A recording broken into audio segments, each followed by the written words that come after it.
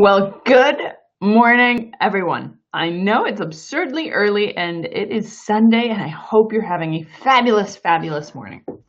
I got my coffee and I've been doing, and I've got some really kind of motivational thoughts that I wanted to share because in times like these, I don't know about you, but I anchor on to anything and everything that helps me gain faith in the future and helps me see that ray of light at the end of the tunnel. So one thing that I really wanted to talk about was how the mind will never serve two masters, right? We have in our head this tool that helps us achieve amazing things. It helps us, build airplanes or come up with the light bulb and do all of these crazy genius things, but only if it's directed by a master, right? If you leave it to its own device, all it's going to do is kind of go into that protective mode of fight or flight and try to defend you from anything that can cause you fear. But if you harness this mind and decide that, you know what, I'm not going to let it run out of control, and you allow that higher self, call it your spirit, call it the universe, whatever you want to call it. You know that there's a calling inside of you, that greater calling. And I'm sorry, my hands are all covered in paint. We were painting my kids' rooms yesterday. But there's something greater inside of you that you know is always calling. And there's that deep longing to achieve and to belong and to contribute. And you know it's there, but you don't heed to it because of fear, right? We're at this, we're always, or not always, but most of the time when we're faced with feelings of stress, anxiety, and fear, by listening to our mind and listening to this greater calling, this greater version of ourselves. So what I want you to realize, and this is like my morning motivation for you, is realize when you're being tugged by your mind, when you're going in that direction of things are starting to spin, like you're starting to find yourself, I'm like, okay, how many things do I need to accomplish in my to-do list today? What needs to be done? I have more time to do this. I have to juggle kids. I have to juggle this, work, somehow manage everything. I don't know what the outcome looks like. I don't know what the future is going to bring. And you start getting anxious and you start running yourself into like this vicious cycle. That's when you're letting your mind run the show. Mind wants to help you, right? But it doesn't have the same kind of vision that this higher, whatever you want to call this higher version of you has. Your mind just wants to seize the day and just survive. Right? You're going to survive, but I want you to be in thrive mode, right? So think of this as if though your mind, like I serve two masters. It's either in thrive mode and list a version of you that wants to thrive, or it's in survival mode. That's all you're going to do is survive. It's like, for example, I've got two stories for you here. One is my own story here with this whole confinement thing. The day that they announced that schools were canceled for the foreseeable future, my jaw dropped. I was like, I love my kids, but I'm not cut out to teach them school, and I'm not cut out to be a full-time parent. That was honest opinion of the entire situation. I was like, oh my gosh, what am I going to do? And that was me choosing survival mode, right? And spinning my wheels and like, how the heck am I going to seize the day? How am I going to run my business? And on top of homeschool my kids, have everybody in my house. Like, I was freaking out. But then I realized, and there's a lot of different methodologies to get to that higher self and to get yourself thinking through that mind of yours or that higher self that wants you to thrive. But for me, a lot of it has to do with reading and meditation and listening to books that put you into that space. Working with our community of women, hint, hint, her LinkedIn challenge, you should totally check it out, where we help you with this, in particular when it comes to thriving through your career. But anyhow, so I caught myself going through that going into that survival mode brain, and said, okay, well, I have a choice right here. And honestly, I did it on my own and by myself, but that was not true. Melissa, my senior coach at Salary Coaching, she's I think the age of 6. I think they're all 5 and under. Full-time mom, but she works full-time for me and kicks ass. A genius. She's like, well, why are you tying yourself in knots about this? Like, you can do this. What is doing this, right? And reach the next tiny step that's going to help you thrive and move you forward. So, long story short, she walked me through feeling I could do was survive. And now I'm actually really enjoying this new normal. Like, I'm really enjoying having my kids and my husband around all the time, which is weird to say. I mean, yeah, don't get me wrong. There's times where I'm like having meltdowns where I'm like, why? I need to other grown-ups and to talk. And this is why, like, our community, the Her LinkedIn Challenge, is so cool, because it's already started to build up, and the momentum and the community and the support is already there. But it's been an incredible shift to see myself going through that survival mind to going into thrive and making my own. Because there's the K-12 educational system and what they teach your kids. But for me, I was like, okay, I can't teach them that way. So I'm going to teach them the other things that perhaps school doesn't teach you, like how to paint a room, how to plant a garden, how to, I don't know, learn mythology. And like, I'm teaching them all the random crap that they don't teach you in school, and I'm loving it. And I talked with their teachers, and they're like, yeah, you know, as long as you're throw some writing and reading in there, it's all good. You're great. That's all you need to do.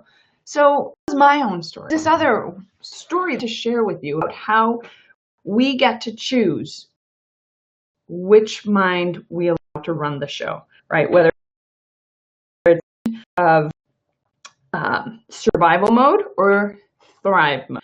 You see, there was a lady who reached out yesterday to my team. They're like, well, you know, I love the idea of this challenge, but tell me, there are no jobs being posted right now. Makes no ring right now. Why the heck do you think this is a good idea? And that, to me, is clear that expression of a woman stuck in survival mode. She can't see that while half of the economy is tanking, the other half is thriving. And that's actually one of the main reasons why one of the perks that we are re-offering, and you can, it expired a couple of days ago, but it was so successful that we're rerunning it right now, this is why we put together a top list of 50 employers, the top 50 employers in the country, and the links on where to apply and the kind of jobs that they're needing urgently, like they're ready to hire right now for the ladies who joined the Her LinkedIn Challenge. And not only that, but we're giving you recruiters who, like recruiting agencies who are actively seeking for these kind of positions right now. So you can choose to see the world whatever way you want to choose to see it. But the reality is, while part of the economy is tanking, the other part is thriving. And there are indeed millions of positions posted right now that are willing to hire immediately, remotely. Yes, some of them might not be up to the standard of where you might expect them to be. And some of them are saying, say, for example, Amazon, right? They're hiring 100,000 positions. And even though it might be temporary, like they might post them as temporary, there's always that caveat in there. You know, once you get your foot in the door, other doors might open with us. So, because here's the other thing you need to understand. We don't have a clear picture of how this ends. If we were, say, in a normal recession, everybody knows that the recession is going to last. You don't know how long it's going to last, but you know that once it turns. And it goes into a bear market and the economy starts flourishing. Like it's a cycle, right? But this is an unprecedented, and that's all, like it's a scary thing, but it's got a lot of silver linings as well, because you don't know how long you're going to need these temporary employees. You don't know what normal is going to look like for the people, right? So you don't know what the new normal is going to be for Amazon or for any of these top 50 companies that are hiring, and all of these millions posted right now. So I think that it's a matter of choosing the first step that I need to be taking in order for me to be fulfilling that Thrive mind guidance that I receive. Or do I want to just be stuck in survival mode? And really the decision's up to you. You get to decide, and nothing else. And whether it's your mind, like whether it's you letting your mind decide for you, I think that's something that you need to be very cognizant about. Because more often than not, we choose to let our mind run the show and put us into that survival mode, that mode that observes fear, then it chooses to thrive. Because that's our autopilot, right? That's our limbic system, pituitary gland, and like the old dinosaur brain that we have automatically kicks in to survival mode when we don't know what we want. But when you get really clear, when you understand that you do have a greater calling, that you do have something that you're aspiring towards and that you're thriving towards, and you get absolutely clear as to what you want, the whole game changes. It completely changes, because you're not spinning your wheels. You're not seeing the fear in every circumstance. You're actually seeing the opportunity in every single situation. And that's what I want to show you. And I think the first step for you to do this, if you're a lady and you're watching, is to join us at the Hurling Challenge, which starts in a couple of days. Because people think they always have to look for opportunities but have their resume done first. And that's actually couldn't be furthest from the truth, because the reality is nobody's going to ask for your resume first. They're going to Google you. They're going to look at your LinkedIn profile first, eons before they ever ask for a resume. Yeah, am I one of the country's top resume experts? Absolutely. But guess what? I'm not going to throw that at you and say, hey, let me help you with your resume. I know that the resume means nothing if you don't have an absolute spanking amazing LinkedIn profile, because nobody's going to care to see your resume. And that's the whole point of it. This is why we always start with LinkedIn. That's the first thing that's going to be seen. And that's the starting point of you landing your dream opportunity. And then we can talk about your resume and how to polish it up and how to actually make it through the door so that you're not just in a pile of applicants. Right? And you shouldn't be in any pile of applicants. Another person who was also stuck on survival mode commented to me the other day. They're like, well, now is not the time to be applying jobs. Zero chance applications. And I'm like, hell yeah, you're right. It's not the time to be applying jobs. You should not be on any online application portal system. In fact, it's never been the time to apply to jobs, let alone like applicant tracking systems. Those were like so 1990s, early 2000s. If you want to land your dream job, the dream opportunity, that one that makes you feel like you're thriving rather than just surviving, systems. Like, you do not apply for an online portal. You find the opportunity you want and you go after it. You don't go through it just by applying. You connect, you network, You get strategic about it. And this is the whole point of LinkedIn, right? We're going to go after your dream opportunity because right now is better timing than ever to do this. You know, this is the other great thing of what's going on right now. People are in such a mindset of contribution to humanity and trying to serve others. So you're going to find that when you take advantage of that human connection, and right now, when you connect with individuals, like in companies and you use your words strategically and deliberately to convey a very, again, well-positioned message, they're going to receive it with open arms. Like, I don't know if you've checked your inbox lately, but I've been receiving thousands of emails in the last couple of weeks from different organizations that, I mean, I didn't even know was subscribed to their emails, saying, wow, it's if you need anything, just feel free to reach us. We're here to serve you. We're here to help you these times. Like, everybody's moved into this space of empathy. Hi, Anne. Nice to see you here. So it's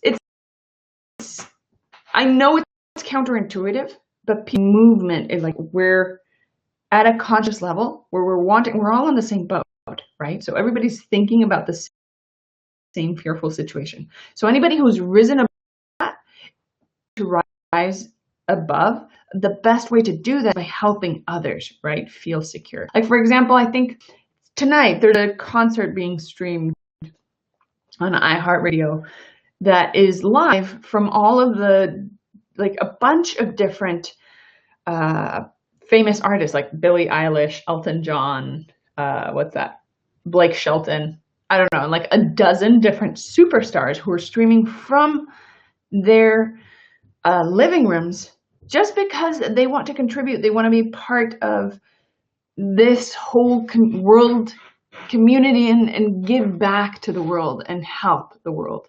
So this is a prime opportunity, connecting with those who we want to connect. And those we want to connect with are holding our dream opportunity. So these are unprecedented times to be connecting with them. And this is why I can't emphasize it enough. This is when you should really put attention onto how you are showcasing yourself to the world and how you reach out to that dream opportunity of yours. And here's a beautiful thing. Whether you like it or not, I mean, it can be beautiful, but it can also be pretty ugly. Whether you like it or not, your LinkedIn profile is showcasing you right now as we speak. If that profile is showcasing you in the light that you deserve to be showcased in and is positioning you to land that dream opportunity, guess what? Not only your dream opportunity is going to find you, but dozens, if not hundreds of other options as well. Now, if your profile is showcasing obsolete and really unappealing version of you, guess how many opportunities you're going to land? Probably not many. Heck, probably you'll land a robo recruiter message that asks you to apply to a site. But that's not your dream opportunity. The dream opportunity is when Google or LinkedIn reach out to you and say, hey, we see your profile, we see your work. Can you come teach us? And guess what? That's happened to me not only with Google and all these different companies, but like to become a contributor at Forbes or become a contributor for Entrepreneur Magazine. Like, I can't tell you how important positioning, strategic positioning is. So I really encourage you to take advantage of the Her LinkedIn Challenge. I'm going to be walking you through every little last flip and step that you need to in order to do what I've accomplished for myself, what I've helped thousands of women accomplish, which has been doubling their salary and landing $500,000 raises. I'm telling you, when you put yourself in the mindset of thriving rather than just surviving, and you take deliberate strategic action, that's when the ball game changes. That's when you raise your standard and you're never looking back. And that's exactly what I want for you. So, all right, you guys, I need to go hang out with my peeps on Sunday and finish doing some painting. I'm like all covered in. One was pink, one was purple. Well, actually pink. The other one was teal and blue. I gotta go back to that. So anyhow, I hope this message has been inspiring. Please try to keep yourself throughout today thinking about which brain is in control. Is it the one that wants you to just survive, or is it the one that wants you to thrive? So with that, have a fabulous Sunday.